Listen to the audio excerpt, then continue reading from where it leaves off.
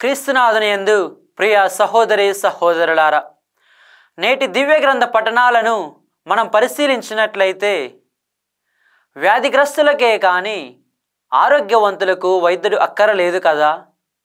హృదయ పరివర్తన పొందుటకై నేను పాపులను పిలువవచ్చుతిని కానీ నీతిమంతులను పిలుచుటకు రాలేదు.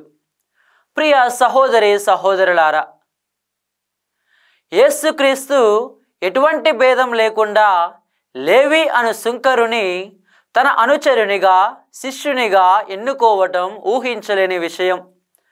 మరియు ఆ పిలుపును వెంటనే స్పందించిన ఆ సుంకరి తనకున్నదంతయు విడిచిపెట్టి యేసును అనుసరించెను.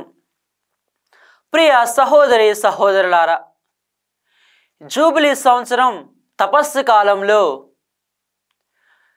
ఈ లోక సంబంధమైన విషయాల పట్ల ఆశ, ప్రేమ, నమ్మకం కలిగి ఉండకుండా దేవుని వైపు మరియు నిత్య జీవితం కోసం ఆశ, ప్రేమ, నమ్మకం కలిగి ఉండాలని ప్రభువు ఈనాడు మనలను పిలుస్తూ ఉన్నాడు.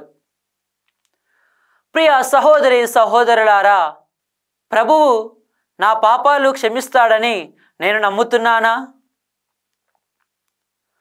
నేను మోక్షం కోసం ఆరాటపడుతున్నానా, లేక ఈ లోక సంబంధమైన విషయాల పట్ల ఆరాటపడుతున్నానా అని మనం ఆత్మ పరిశీలన చేసుకోవాలి.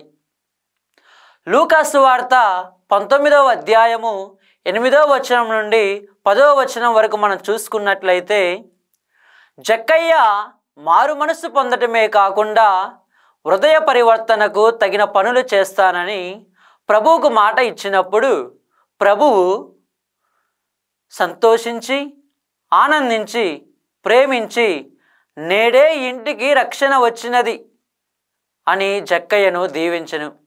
ప్రియ సహోదరి సహోదరులారా, నేటి సమాజంలో దీనులను, అభాగ్యులను, పేదలను, అనాథలను చేరదీసి సంతోషంగా, ఆనందంగా వారి పట్ల వారికి సేవ చేసి హృదయ పరివర్తనకై ప్రేమ, నమ్మకం ఉండాలని ఈనాడు ప్రభు మనకు తెలియజేస్తూ ఉన్నాడు. ఈ జీవితంలో మనమందరం కూడా ఈ లోక యాత్రికులం కనుక కలిసి జీవించాలి, ఆశతో కలిసి ప్రయాణించాలి.